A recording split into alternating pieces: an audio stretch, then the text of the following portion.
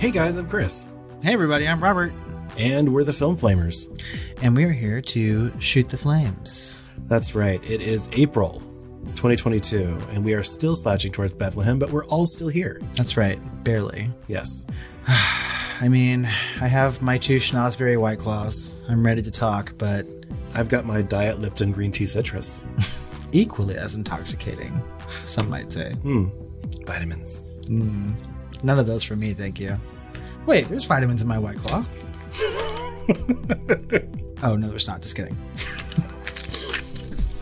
But it is essentially water. Fair enough. True. With a wee fistful of alcohol. That's right. I mean, I'm doing my part to better my body. Well, what do we have to talk about? Well, finally, the review drought is over. Oh my God. That's right. And we have 2 reviews. It's like an embarrassment of riches. I know. So the first one comes from Orion, 3-star, but he gave us a 5-star review and he titled it Love. He says, they make horror reviews fun and funny. They dig deep when necessary and cut deep if necessary. The commentary makes you think and laugh and want to watch the movies they cover. Check them out. You won't be disappointed. Well, thank you. Thank you, Orion. That's what we set out to do. That's right. It's our mission statement. Yes. Chronic Witch says, I love this podcast. And says, Robert and Chris are awesome. They have great chemistry, so their conversations are never boring, and they bounce off each other with their wit and ideas so seamlessly. I really enjoy the variety of different content, from deep dives to hot takes to monthly Shooting the Flames discussions about movie news and more. I also appreciate the perspective they bring in exploring all of the elements of the movie, such as cinematography or the film score. I have learned a lot since listening, and you should give them a listen. Well, thank you, Chronic Witch. Yes, thank you. Is your name Chronic Witch because you're oftentimes a witch or because you smoke pot? Either way, I'm really happy about it. Or both. I like your screen name. Yes. That's good. And thank you for the reviews. We love getting reviews, guys. And like we said, there had been a dearth of them for many, many months. And so if you want to leave us a review over on Apple Podcasts or iTunes, head over there and do it. And we'll read it on our next Shooting the Flames. Sounds like the title of a memoir. The Chronic Witch. The Chronic Witch? I'll write it. Instead of like an itch. Both of those sound like good movies. The Chronic Itch. Do you want to get into some comments? Oh, hell yeah. So we have quite a few comments, and the first batch of them are going to come from our Hellraiser episodes, which we did back in February. And the first one comes from Bennett over on Patreon. And he says, I wonder if you guys are aware that every Hellraiser sequel past Hellbound was owned by Dimension Films, a la Miramax and the Weinsteins. I don't plan on watching any Hellraiser past Bloodline, especially after reading that they were all straight-to-video pieces of schlock in which the Weinsteins merely took existing screenplays that had nothing to do with the series and had them rewritten with Pinhead injected into them. I knew Harvey was into making quick bucks here and there, but this sounds like sacrilege even by the standards of hell. Hear, hear. Yeah, I still haven't watched any of the other movies. And as time goes by, it seems more and more likely that I shan't be watching any of those sequels. So, I don't know. Yeah, well, Bennett went on to say, I hate to bring up Hellraiser 3 again, but something else crossed my mind. I forget if you guys are Trekkies or not, but looking back at Star Trek First Contact, the movie where the Borg are a major makeover, as well as the dominatrix villainess and the Borg Queen, played by Alice Krieg, it seems undeniable that the makeup team took cues from the Cenobites. Upon watching Hellraiser 3, the Cenobites looked very Borg-like to me, especially the one with the CDs in his head. Even though this film came out a few years before that Star Trek movie entry. The fact that Terry Farrell, the lead Hellraiser in Hellraiser 3, was also a cast member on Star Trek Deep Space Nine was even more disorienting to me. I didn't know that. Yeah, she was a series regular for the first 3 or 4 seasons. But she played Dax, I guess. And then I want to say the original Borg might have been around the same time as Hellraiser 3, because I think they were like a season 1 or a season 2 thing in Next Generation. That was like 88, 89, 90, somewhere around there. And so they could have taken cues immediately, not just from that movie, because the Borg look the same, really. They're just like higher tech and higher budget, right? It's the Borg Queen. And I remember looking at the designs because I'm a Trekkie. or somewhat of one, I guess. And I remember really liking that movie when it came out because I was a teenager. And it was really, really cool. It was like the most horror adjacent Star Trek had ever been with that Borg Queen, because I think I made you watch that movie. I did. And it's one of the best of the franchise, but it was really, really good, like horror adjacent main villain, right? Right up there with like Pinhead or something. Like, she's pretty iconic, especially her entrance. But they went back to the original designs of Giger for that. Right? They didn't necessarily go back to the Cenobites, but all of the references they were doing, they were looking at Giger and stuff like that from like Alien. Well, and I'm sure that when they were designing the Cenobites, Giger was in mind. I mean, I think that he's pretty influential. Could have been, but they're much more like, if the Undead Matrix, you know what I mean? Yeah. Versus, and really about like S&M versus like Giger didn't have like the pain thing going on, right? It was all about biosexual technology, right? And integration of sex, technology, and biology. And essentially that's the Borg Queen, right? That's Borg all over, isn't it? Yeah, in a bit, but like the sleek psychosexual design of the Borg Queen, you wouldn't see psychosexual at all in the normal like Borg drone or whatever, right? Those are just like walk-in black cyborgs. I will say that I really enjoyed First Contact when I watched it. So it's good. It's like my second favorite. The line shall be drawn. Yeah, this far, no further. I mean, it's no Voyage Home, but it's good. Yeah, I mean, if you're into that sort of thing. And it was very if you're horror into whales. I'm not a lesbian, so I'm not into whale watching, but you just have to go hunt that whale. Melville style. Alfred Woodard. Dr. Joe said, really awesome commentary on Hellraiser 1 and 2. Of the two, Hellraiser 2 is my absolute favorite. Not sure if it's because I saw that one first when I was a kid, but it just resonates better for me. You're right, Hellraiser 2 is a total fluff film, but I think it feels better for me because it gives so much backstory that I was missing. I really like where y'all went with the commentary on the original. It is a film about women and their experiences. I will say, from that lens, it does seem a bit fairy tale-ish. Julia is the evil stepmom with angry intent. Kirsty is the princess that needs to save the world. Also, reflecting on these two films, I don't see Julia as the antagonist. She feels more like a pawn, much like the Cenobites for Leviathan. I don't think she's evil at her core, but she does have desires, and that makes her susceptible to temptation. Anyway, great episodes. Love both of y'all's approach to these two classics. I would completely agree with that. Although I would caveat to say that's her arc, right? Is that she is the victim in the first movie of circumstance, and then kind of, is in that situation where she's in hell, and she just, she finds her agency, you know what I mean? Right. And she kind of takes charge of her own situation. She shan't be a victim any longer. No. But yeah, no, I get that. And I kind of like the fairy tale aspect of it. I don't think that we touched on that in the episode. Did we? Yeah. I mean, like, it makes a lot of sense, So yeah, I still think the first one is better than the second, and I'm going to stand by that. There also that quote that she says too? I'm not the evil stepmother. I'm the wicked bitch or something like that. Or I'm the queen bitch or whatever. Yeah. But yeah, no, I mean, I agree. I like that comment. We've also got a voicemail from Bennett. Do I look like someone who cares what God thinks? A little tired, Queens. Just wanted to scare you with my Pinhead impersonation. And it's the best line out of Hellraiser Bloodline, by the way. I just remember seeing that for the first time and going, no, bitch, no, you don't look like you give a shit about God. Anyway, just thought I'd do that for you. Bye. Well, thank you for that impersonation, Bennett. It's actually pretty good. Yeah, I agree. I can't do a Pinhead. However, I'm going to start using that as a quote at work. I keep saying that on these things. Every time someone looks at me funny or says something, but like, do I look like someone who cares what God thinks? Or you. I know. Or you.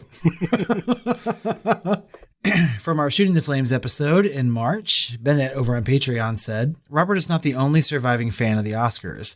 I've been a loyal fan who's tuned in every year since I was 11 years old and have memorized every Best Picture winner from 1950 to the present.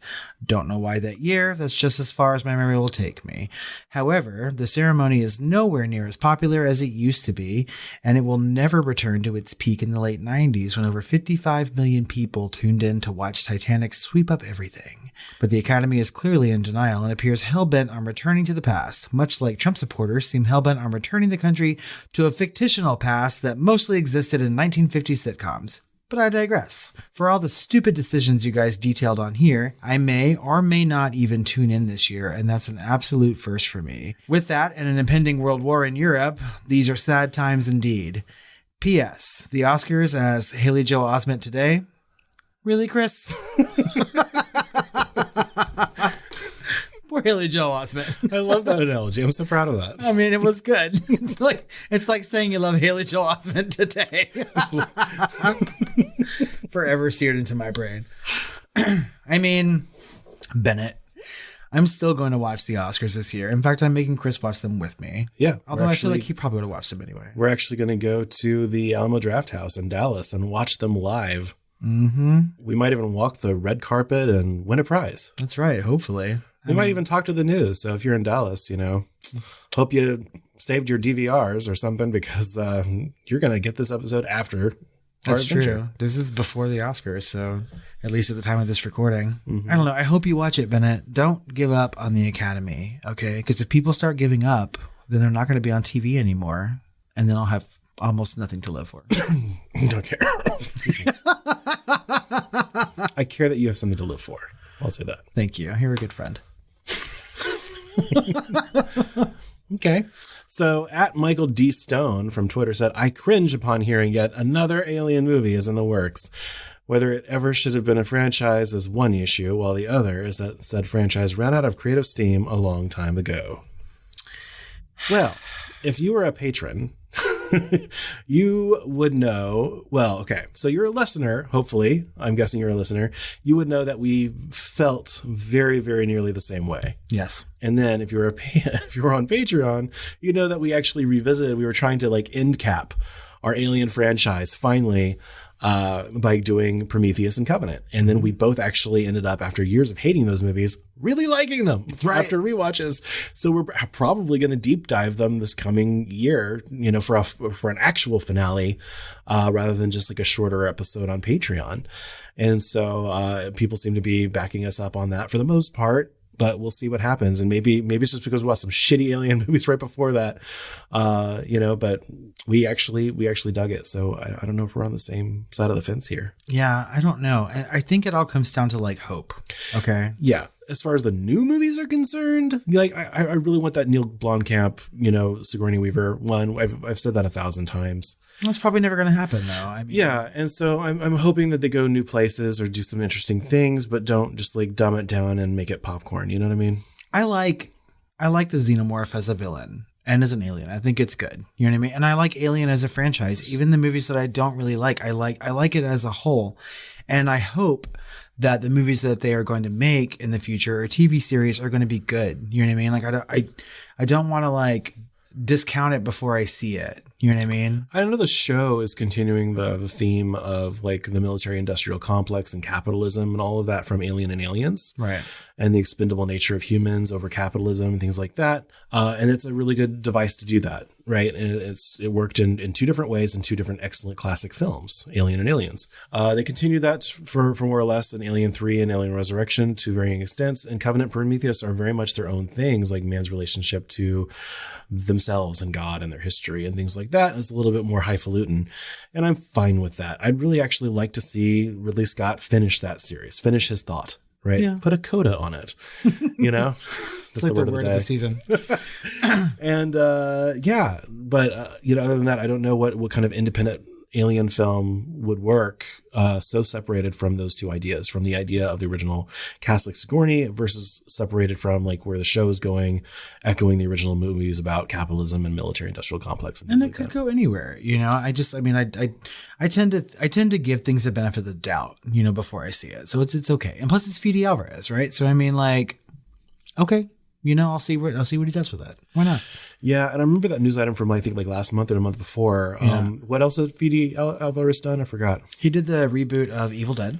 Oh yeah, that's right. And he did Don't Breathe, and he was the producer of the new Texas Chainsaw Massacre on Netflix. So he hasn't made a good movie yet, and they're giving him the franchise. Great. Oh my God! I have to come over there and slap you about the face. I really enjoyed that Evil Dead reboot. It's okay. We'll see. I will slap you right back about the ear, nose, and throat because it doesn't hold a candle to Sam Raimi. No, it's true. It's just a different kind of movie. You know what? That's a different discussion that we'll put a pin in it. Slapping aside. I know. We'll slap later. We'll put down our hands. Open fist. If you ever really slap me in real life, I don't know if I'd be mad or like fucking laugh my ass off. You know what I mean? If it were a dramatic slap. No, I want a dramatic moment with you. I want you to slap me so I can be like, you catch that, Jack. I think I'm more likely to like throw a drink. You get one of those. And you just catched it. Well, that's like an invitation. All right. Well, if I go on the news and I start bitching about the Green Knight at the Oscars on Sunday instead of talking about our podcast, that's when you can slap me. I can slap you fucking Mommy Dearest style? Yeah. My God. I'm not one of your fans. I own 51% of this Academy. From our deep dive into Land of the Dead, at Michael D. Stone on Twitter said, my first reaction after leaving the theater was one of disappointment. It has steadily grown on me over the years. However, I still hate that cop-out ending, giving zombies a pass, saying they were defending themselves. I'm sorry, but what the fuck? Zombies are and will continue to be a major threat to all living humans. Any person killed by them afterwards should return from the grave to get their revenge. Lastly, Diary of the Dead and its subsequent sequel were, to put it nicely, fucking garbage, and a real embarrassing way to round out an illustrious career. Well, head on over to Patreon because we have released our final thoughts on that franchise with Survival of the Dead. Yeah, Survival of the Dead. And so we actually liked it a little bit more than Diary of the Dead, so you might be surprised. So go over on Patreon and check that out. That's right. Also, Land of the Dead grew on you? Like a cancer? I know. Like a fungus? No, I get it. John Leguizamo will do that. Those fucking pull-ups he was doing. He makes me grow.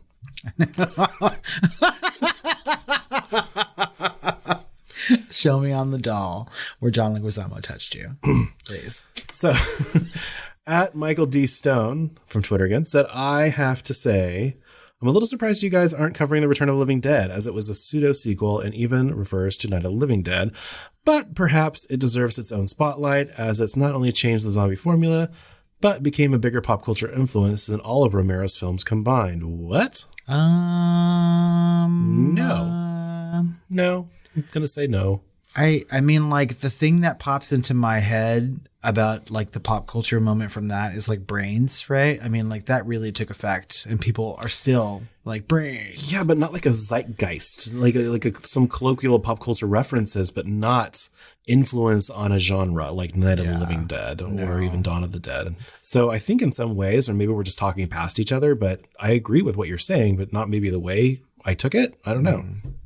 Yeah. I feel like Romero's movies had a much bigger influence on pop culture. And yeah, just keep in mind, everyone's valid to their opinions and likes and their own nostalgia lenses. And you know, it's okay to be wrong sometimes. But also, I mean, like, I'm one of those people who's constantly like sucking Romero's cock. So it's fine. Except when we're talking about Diary of the Dead, apparently. Or Land of the Dead. Or Land of the Dead.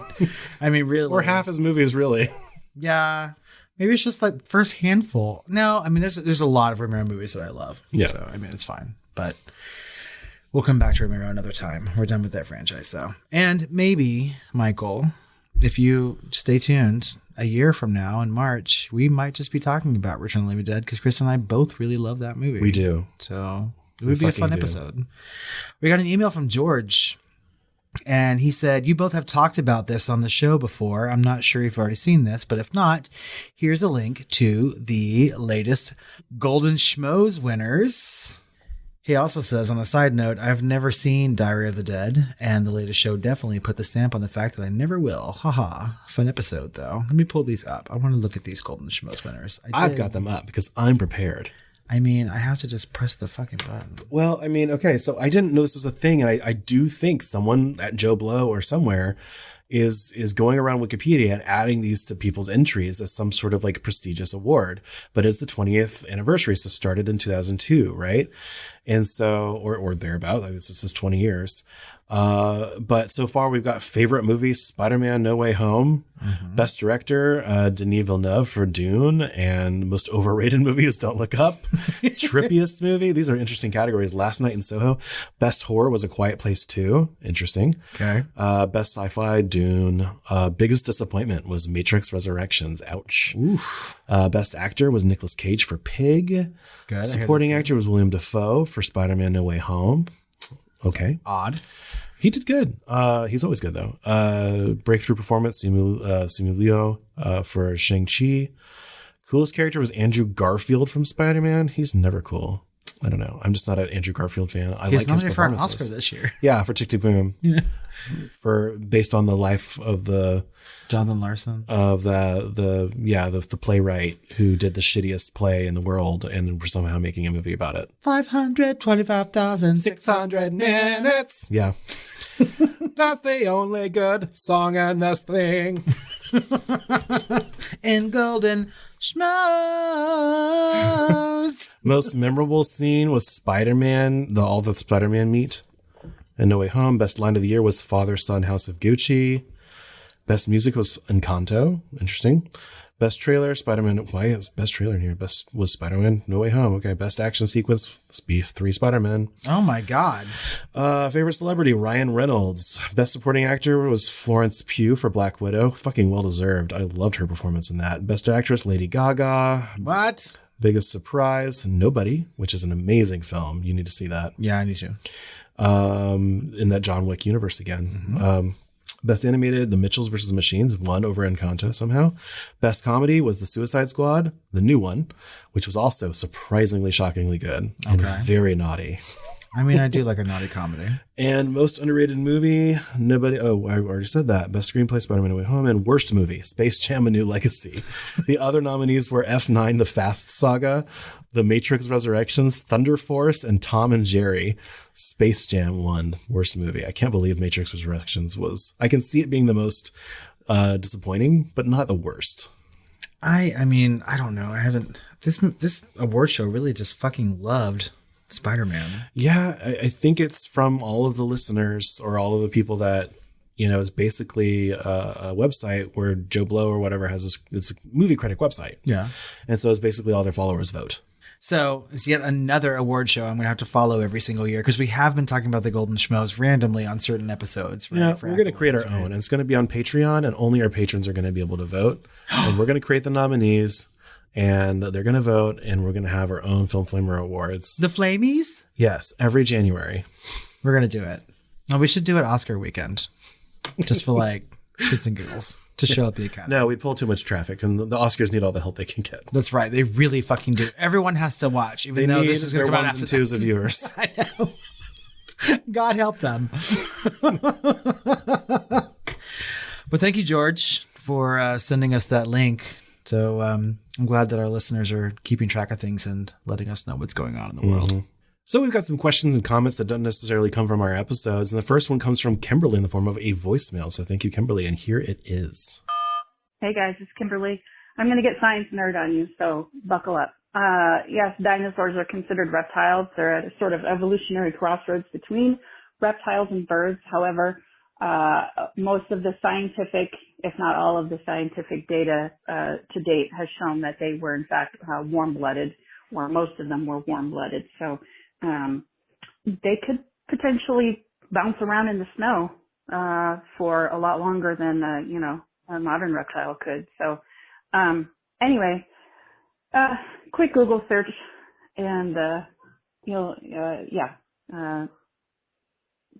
cut off this last part because I'm babbling because I haven't had my coffee yet. Daylight savings has me all fucked up. Okay, bye. There's no way in hell I'm cutting that last part off. No. That was God gold. Bless you, Kimberly. Yeah, and I didn't research the same thing, but I was like, aren't all reptiles cold-blooded? And so I researched that, and like, nope, not. Most of them are. The vast majority of them are, but some reptiles are considered warm-blooded. And if dinosaurs were warm-blooded, then yes, she is correct. Oh my God. Well, then I've been living a lie. Well, then when we watch this movie and they're like, we got to get them out of the snow, we're going to be like, idiots. I know. Stupid paleontologist. I'm just call Kimberly. You show up in that movie and school them. Well, thank you for taking us to school, Kimberly, because I have always thought that all reptiles were cold-blooded. I feel like I was told that. Yeah. Yeah. Revisionist history. Mm-hmm. We got a comment or a message from Rayborn over on Instagram, and she said, I'm a big lover of all things spooky. And since I found out about you guys, you have been my go-to for horror podcasts. Thanks for all you do. Oh, thank you. And thank you. This is the first time she's commented? Yes. She's a new listener. Welcome, Rayborn. Why do I think it's a she? It's on Instagram. There's a picture. She looks female presenting, so I'm going to call her she. Okay. Well, at Dropdan from Twitter said, hey, new listener here. If you ever listened, review Triangle and Coherence. 2 great thrillers. I would say more, but it would spoil the plots, honestly. I've heard of Coherence. You watched Coherence. Oh, shit. Oh, was that the loop-de-doo movie? The different. I love that you know what I'm talking about when I say loop-de-doo. When you say loop-de-doo? The dinner party loop-de-doo. Yes, that's exactly what it is. It could have been called that. Coherence, the dinner party loop-de-doo. Yeah. Yeah. We need to do a pairing of that with the other dinner party movie. I think we already covered it. Invitation. We did. So many good movies. I don't know. I have heard so many good things about Triangle. I've just never seen it. I haven't even heard of it. It has Melissa George, and I like her a lot. I've heard of Pie. Oh, Pie sucks. But Triangle is kind of like a pie. But apparently a much better movie. I was just thinking of shapes and, maths describing shapes. I don't know. And Trivial Pursuit, I do want to see Triangle. So, at Drop Dan, I mean... Is it about the Bohemian Triangle or whatever the fuck? No, but that's where I want to live. Is that like Rent? The Rent's the Bohemian Triangle. All those artists living in some sort of loop-de-doo. That's the wrong use of loop-de-loop. Sorry. We could possibly do an episode on Coherence. I think Chris and I both liked that movie. I mean, it's a little science-y for me, I guess, but I mean, Kimberly probably knows more about it than I do. It's not sciencey. Well, they were talking about dimensions and physics and blah, blah, blah. And I'm like, I don't know. It's no more sciencey than fucking Doctor Strange. Isn't that sciencey? No, it's magic-y. Oh, okay. Well, I've never seen Doctor... Oh, I haven't seen Doctor Strange. And you want to see the one with the Multiverse of Madness. I was thinking Doctor Who. Just kidding. That one must be sciencey because it's British. Yeah. Either way, Triangle. It's real high on my list. It's just sciencey. Also, welcome to the family at Drop Dead. Anyway, so Dr. Joe said, have y'all seen The Killing of the Sacred Deer? And can we do an episode on this one? LOL. Also, I've heard you discuss Giallo films. I've Googled and kind of got an idea, but any recommendations? Honestly, go back and watch Suspiria. Yeah, Suspiria is great. Right? And that was our second film that we ever deep dove. Mm-hmm. It's a little shaky as far as the recording. But I think we went back and based on one of our listeners telling us that we should, we went back and said, hey, this is how we sound now. Please expect better things. But this is our second recording. And it was based on Suspiria. So I definitely watched that and come back. And we're talking about the original Suspiria. Yes. Right? I think 1977 or something like that. Around that, or maybe earlier than that. My favorite Giallo film is something that I saw recently, and it's called The Red Queen Kills 7 Times. It's just... Oh, when you first saw that, I thought you said it was okay. No, I loved that movie when I watched it. I thought it was fantastic. Maybe that's why you recommended it to me. Yes. Maybe that's why it's on my list. Maybe. That makes more sense. It's so good. Yeah, but I've heard of The Killing of the Sacred Deer, and I keep hearing more and more things about it. Is that more modern film, or is it having a resurgence? No, I mean, it's a couple years old, maybe 5 years old. I haven't seen it either, and I didn't even know that it was a horror movie until after it came out. Maybe it's more horror adjacent. I didn't. I thought it was a fucking drama based on that title. Yeah. And then I was like, oh, that's a little bit more literal. And I saw a little clip, and I was like, oh shit, this is straight up our alley. I really want to see this movie. I have not seen it yet. And I'm pretty sure that whenever we finally get around to watching The Killing of a Sacred Deer, we'll probably be adding that to our docket at some point, because it seemed like something that Chris and I would both really enjoy. In fact, I'm going to add it to my thing right now, because if I don't, I'm going to completely forget about it. We could just watch it tonight. We have too many other things to watch. We have gay things to watch. It could be gay. We need to see Deer Hunter and Killing of the Sacred Deer at the same time.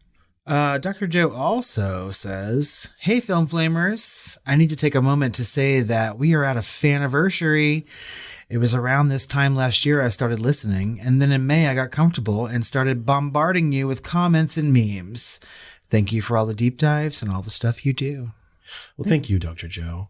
Yes, thank you. He's a patron too, so one of the closest members of our family. I'd like to ask what kind of doctor he is. Me too. He's a flautist, apparently. He's a flautist. It's his handle on Twitter is pro flautist or something like that. Oh, okay. We got a review recently from a pro flautist. It's also him. Maybe that's was it. It's Okay. Dr. Joe. Okay. He knows things about music. I know that. Maybe he's a doctor of music. Maybe. Is that what you're putting down? Tell us, Dr. Joe. What are you a doctor of? Maybe he's a proctologist. Maybe. Or is he more like a Dr. Giggles type of doctor? Aren't they one and the same? Isn't every proctologist more a of a Dr. Doctor Giggles? Strange. Tell us. Well, we got a one last message, and this is from an anonymous person, and it says, "Hey guys, I just wanted to let you know that you have really helped keep my spirits up during a really difficult time. I'm in the middle of a separation, which is badly needed for both of us, but hard nonetheless, as a lot of pent-up hurt and resentment come to the surface. When I don't think I could feel any lower, you guys are one of my go-tos. You are so sweet to your listeners, and you've made me snort laugh on more than one occasion." Oh, that almost made me cry a little bit. Yeah, I know. Seriously. Yeah, I mean, like anytime that someone tells us that, you know, we sort of help them in a rough patch, like it makes me happy because, like, as listeners, like the same. Like sometimes randomly we'll get an email or a voicemail or a comment that's so funny and uplifting. It even helps me through like my normal day. Like a podcast is just something that Chris and I do for fun, right? Yeah. And we really enjoy doing it. But our listeners really have become like a forefront in this. And we really appreciate all of you guys. I want to say that too, you know, because like thinking about it, you know, when we first started, we just wanted to like talk about horror movies, have a reason, an organized time to do that, Yeah. and see if anyone else might be interested, you know, and then we just got really into it. And then over time, it's really become less about us and more about you guys. Yeah. And, you know, this just kind of evolved over time, and maybe that's the way it should have always been, but it's, we kind of had to go through that discovery. So thank you, everyone that listens to us and appreciates what we try and do, and we appreciate you, and we hope that we bring any kind of joy to your life. That's right. And always, it makes me happy when people say we're funny. So, yeah. It's validating. No new patrons. That's right. We don't have any new patrons this month, but we have to shout out our patrons who are at the Film Flamer tier or higher. And they are Ben, Dr. Joe, Kimberly, Kyle, Lisa, Nikki, Penelope, and Walstrich. but especially Kimberly. Horror news. boy howdy, do we have some news for you today. That's right. Why don't you kick it off with your sissy shit? Sissy shit. Fuck you. We have some news from the legitimate theater. Theater. That's how you're supposed to pronounce that. Theater. So, first up, the making of Jaws musical Bruce is playing an extended run in Seattle. So, this is a musical about how Steven Spielberg is trying to get a little movie made, and it turns into a worldwide phenomenon. And Oh, it's so it's sung. the musical about the making of Jaws. Yes. Okay. Yeah, I think we've talked about this before. Thank you for refreshing my drink. And if any of you want to read the stories about any of the items from our news, you can look at the show notes and click on those links. I'm sure dozens of you will be clicking on that link to find out more about this shitty musical. I kind of feel like we had to make a pilgrimage to Seattle, though, and see this, though. Yeah, I need to make a pilgrimage to Seattle anyway, so Yeah, I'd like to. I've never been. Matt wants to go Okay. see his family. Well, let's do it. He can see his family. Yeah. And we can go see Jaws. But wait, there's more. There's also going to be a stage production of The Shining. Non-musical. This is just a straight up play. But it's playing in London, and later it will be coming to Broadway. We're going to have to go to New York, That's right. We have to a pilgrimage to New York to see Broadway. to both of our old stomping grounds. That's right. I do miss New York. I've not been back since then. We have patrons in New York, too. New York. But even more exciting than that, well, I don't know if exciting is the right word. Not exciting. Ben Stiller is in talks to play Jack Torrance. Stop.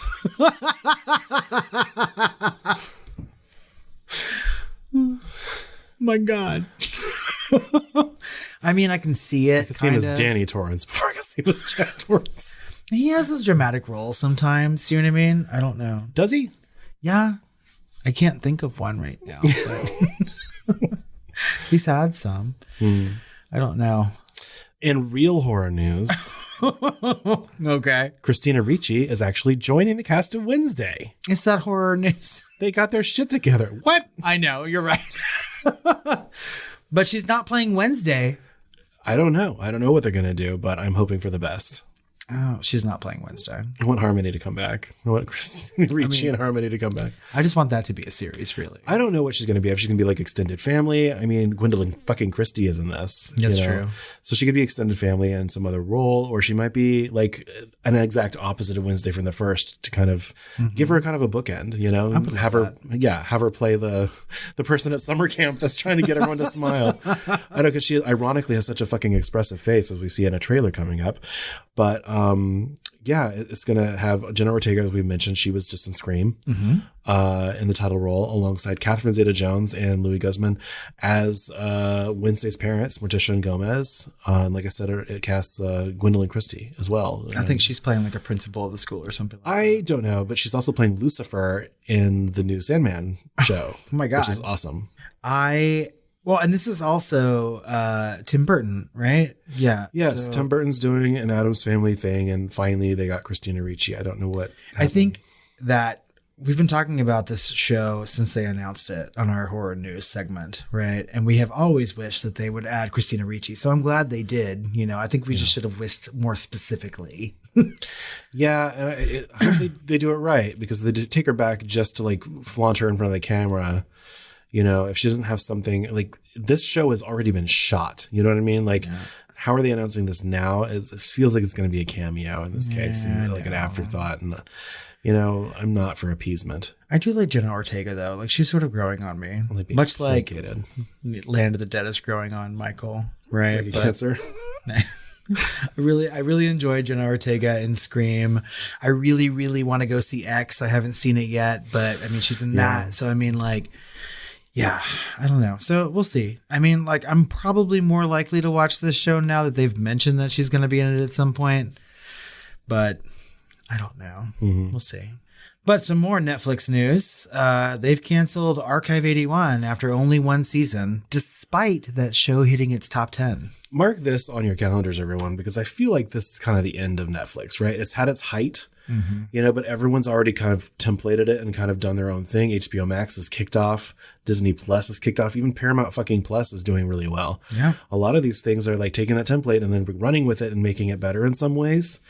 And you know what? Netflix is now famous for canceling fan favorite shows. Like this one, a lot of people were talking about it. A lot of people were kind of meh by the end of it, but it was in the top 10. You know what I mean? And I don't know what that means and what their math or algorithm is, but they don't let shows breathe. They don't let them, quote unquote, grow their beards. You know what I mean? And it's certainly a choice to cancel everyone's favorite shows after one season, raise prices, and then go and dock people for sharing passwords. Yeah, that's right. Certainly a fucking choice with Netflix, right? Currently. And so mark it on your calendars. Like, this is the beginning of the end for them. I will say though, I mean, like they have a really good shot at winning the Best Picture Oscar this year. I mean, obviously, by the time this episode comes out, we will have known if that's true or not. But I feel like Netflix is putting their money where their mouth is when it comes to things like Power of the Dog and so forth. Like, yeah, but they're moving more into movies territory than like shows. I almost wonder, like, if they really went quantity over quality. I think in some cases, kind of sticking things to the wall and throwing things to the wall and seeing what sticks. But and I don't mean this is going to be the end of Netflix, you know, as a business, right? It's going to be around, but I mean like the height and singularity of Netflix. This is it, right? They're no longer alone. There's other people competing, and there's other people kind of doing it better. Yeah. I mean, if you look at like just the Oscar nominees alone this year, we also have Apple Plus, right? So, I mean, like streaming is here to stay, right?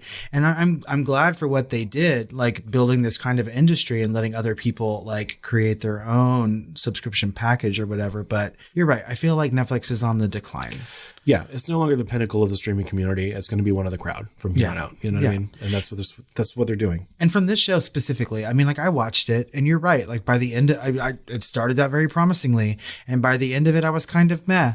And I don't really see where this show could have gone really past that final episode. So I'm not surprised that it's being canceled. You know? Yeah. I really wish they would stop calling things like season 1. If it's going to be a limited series, just call it a limited series and be done with it. You know, don't get people's expectations up. And they do that. I think they have like mislabeling a lot on Netflix. Yeah, I think they do. Because I've seen that a few times. And then now they're like splitting seasons in half sometimes. Like they did that with Grace and Frankie, which I watch personally. And they're doing that again with this next news item. So continuing to prove my own point wrong, Stranger Things season 4 will lean much more into horror this season as the kids are kind of growing up, and will be split into 2 volumes. Volume 1 on May 27th and followed by Volume 2 on July 1st. So there's going to be like a month break or two between the 2 halves. But obviously as the kids get older, you know, they're able to get more and more into horror. And so they said like they're leaning a lot more into it. And every season has been horror. Like not even adjacent. There's been a lot of horror in each season, and it's gotten progressively more horror. And so if they're actually going out and marketing that it's more horror, then I'm totally on board. And I have to say, again, Stranger Things season 1 was amazing. Stranger Things season 2 was but season 3 was a huge return to form, and I loved it. And you still need to watch it. I'm a little behind. Yeah, I haven't seen season 2. Yeah, and you haven't seen season 2 of The Boys either, which is also another. I thought you were going to shame me with that one later on in this episode, but I guess you can just shame me 2 times. I am going to cut you down to size. I have a boner to pick with you. Just find a bell and follow me around. Be like, shame, shame, shame the whole time. I've got to get you in front of a television. I'm always in front of a television. I'm just not watching the things you tell me to. Just watching The Simpsons. Over and over again. Coming soon. So we have a shit ton of trailers to talk about. Yes, we do. And the shit first ton is one- 7. 7 is the 6, actually. They're dropping like flies. We need Kimberly to come back and school us on math too. So the first trailer is one that we talked about last month, but that was just a teaser. This one's the full trailer, and it's for men. Yeah, and they were really keeping it close to the chest with that first teaser. Like, I have no idea what it was about. This one is a lot more clear, and I love seeing Rory Kinnear again, because he was amazing on Penny Dreadful. And he plays basically every role of a man in this fucking movie. Yes. And I love it, and I'm here for it, and I can't wait to see it. And I love Alex Garland, as everyone knows on this podcast. And, you know, Jesse Buckley's in it too, I guess. And yeah, it's coming out in May. Jesse Buckley. In theaters in May. I am so ready to watch this movie too, because we sat there and like pontificated about what it could possibly be about with that trailer, right? And we got a little bit more an idea of it, and it looks just really amazing and like trippy, and it seems very Alex Garland-y, and I am just here for it. Oh yeah. So although every Alex Garland film is very different. That's true. And this one feels especially different. It feels a lot more horror-y. You know what I mean? Like, I don't, all of his movies have like a twinge of sci-fi fantasy a little bit. And I'm sure this one does too. You know what I mean? But this one just looks full on horrific. And I feel like you and I are going to be there in the theaters in May watching this movie. Yeah. It'll be my first Alex Garland film in a theater, I think. Really? Directed. I didn't see Ex Machina or Annihilation in the theater. But if you count the ones that he wrote. I saw Sunshine in the theater. I didn't. Yeah. Well. So I'm excited. We can't all be perfect. No, I'm certainly not. I haven't seen Stranger Things seasons 2, 3, or 4. Well, speaking of pontificating, there's a pontiff in the Exorcism of God. Did that work? Yes. And it'll be available to rent currently. But I thought the trailer was actually looked kind of spooky, and there's some weird like old people like Muppety masks or whatever and faces or whatever in this, and there's like a weird like crucified Jesus that's also kind of a monster, right? That seems a little edgy. And so I'm kind of here for it, and it looks very popcorn horror, but you know, it looks like The Nun on steroids or something. But I'm does. Here. I mean, just that little scene of that guy standing, looking down the hallway and seeing like some sort of like Jesus dragging a cross like through a church or wherever he was at. It looked pretty iconic, really, potentially iconic. The one thing that made my eyes roll a little bit is the very first moment of this trailer is the exorcist person like standing under a fucking street light looking up into a house with the window light streaming down on him.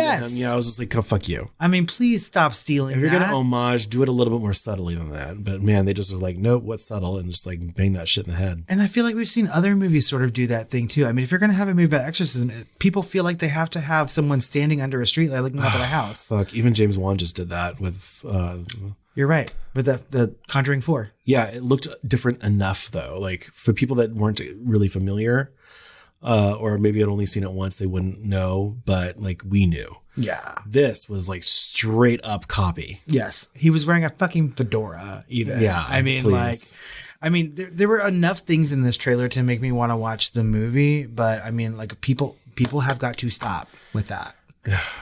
Next up on our list is a movie called The Cellar, which is going to be coming to Shudder in May and stars Alicia Cuthbert. Which I really loved in The Girl Next Door. Me too, but she's brunette now.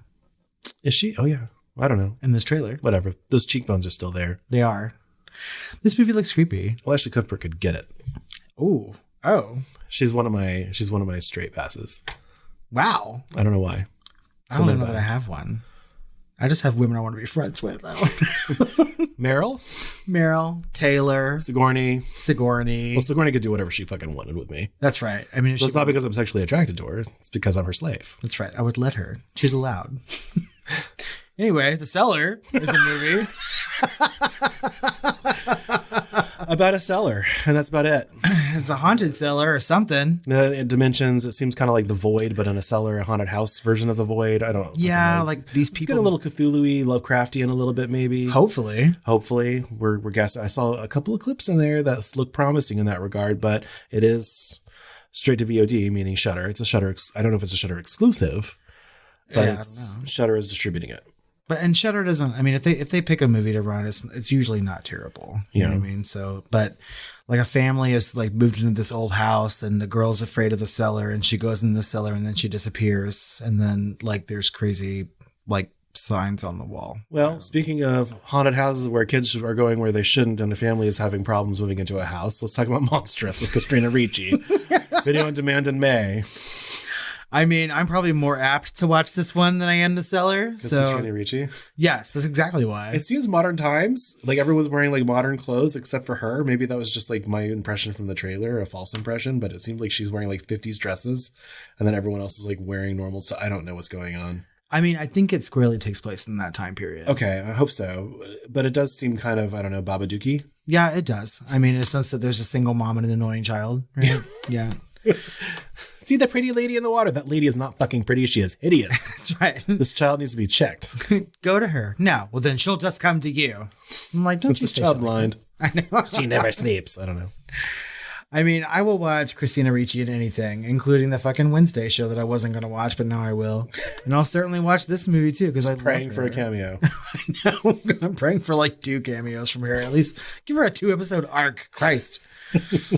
But this movie looks good. I mean, I kind of like that subgenre of horror of like Mother in Peril, whatever. Yeah. It's okay. Coming up on Hulu, there's a series starring Jessica Biel called Candy. And it seems to be based on some sort of true crime story. Yeah, I thought you would be familiar. I mean, you're supposed to know just from Candy. But it really, the vibe of it kind of reminds me of I, Tonya. Yes. And even kind of the date and time of it, so the setting. But the vibe that really does, from the trailer, does seem a little tongue-in-cheek a little bit. Yeah, well, it looks really good, honestly. I mean, it does. Out of all the trailers that we're talking about today, it's really high up on the list of things that I want to watch, like for sure. Jessica Biel has gotten so good in the last couple years with some of the shows that she's been doing, and like her work is just really, really good. It's not where I saw her career going at all. So, I mean, God bless her.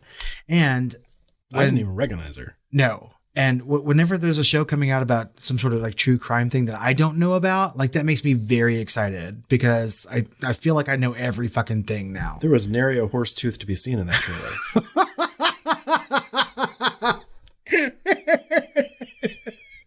Poor Jessica.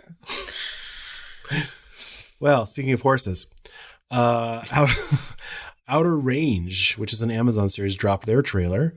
Starring Josh Brolin, of course, Thanos, my anus, as well as from The Goonies and, a variety of other things like No Country for Old Men, and Lily Taylor from The Conjuring. Right? Yay! And Imogen Poots. Imogen Poots. Yay! And Noah Reed from Schitt's Creek. That's right. And it's got an even bigger cast beyond that you would recognize. I'm part of the Amazon First Watch folks. Mm-hmm. So I actually watched the first 3 episodes of this a couple months ago and gave my feedback and have all their notes and stuff about, what they're going to add as far as like special effects and descriptions of what they're going to do, like for makeup and removing nose hair from factors and stuff.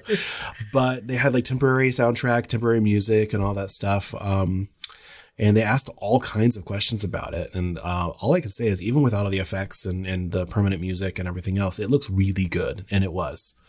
So it's kind of like X-Files, but a little bit more country, like a country version of X-Files, but also kind of horror adjacent. I don't know. I mean, it looks excellent. This is a really good trailer. Oh, it's a really very good trailer, yes, and it does a very good job. Most of those scenes are from the first 3 episodes, so I don't know what they're holding, but it's going to be like an 8 to 10 episode thing. I mean, there were some really intriguing images in this trailer, right? Like buffaloes with arrows, and then stampeding buffaloes in a car and whatnot. And Noah Reid just looks kind of crazy and sexy at the same fucking time. And I love Imogen Poots, and so I am totally here for this. It just looks really, really good. And I say that sometimes about series and I never watch them. You know what I mean? So I'll probably let you watch it all the way through and then tell me if it's actually good. Well, I'm telling you, it's very good, right? Yeah. And there's some very, very tense moments between Josh Brolin and Imogen Poots. Oh. That's very, very worth it. Okay. And her character is super interesting. All right. She's kind of the mystery character. Great. I'm sold. Okay, I'm sold. Fine. Perfect. Mm-hmm. Meanwhile, there is a trailer for a series that Chris got me to watch the first season for and has been hounding me to watch the second season ever since, and that is The Boys. That's right. And you loved the first season. I did. I really did.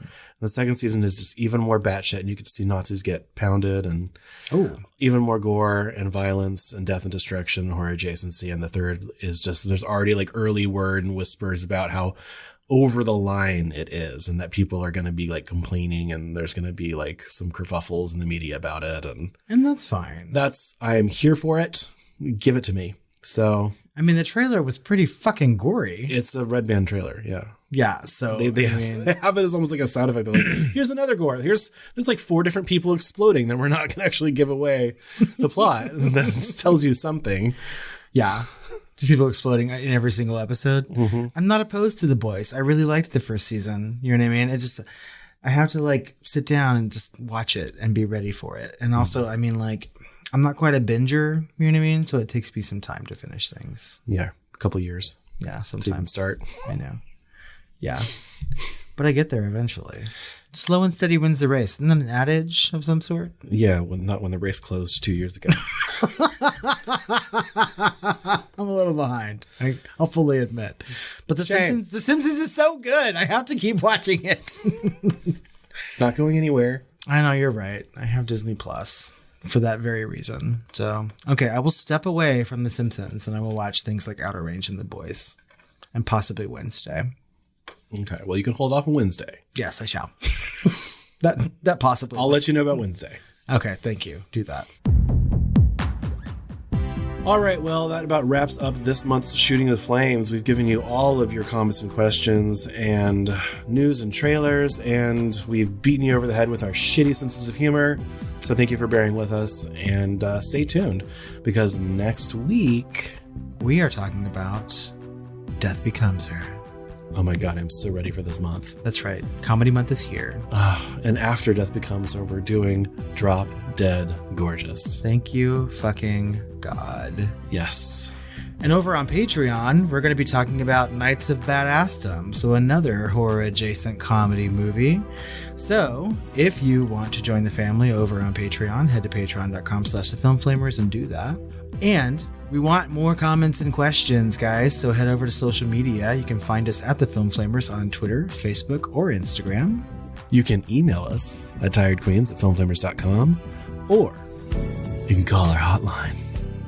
You can Imogen our boots at 972-666-7733. Find my outer range. Jesus.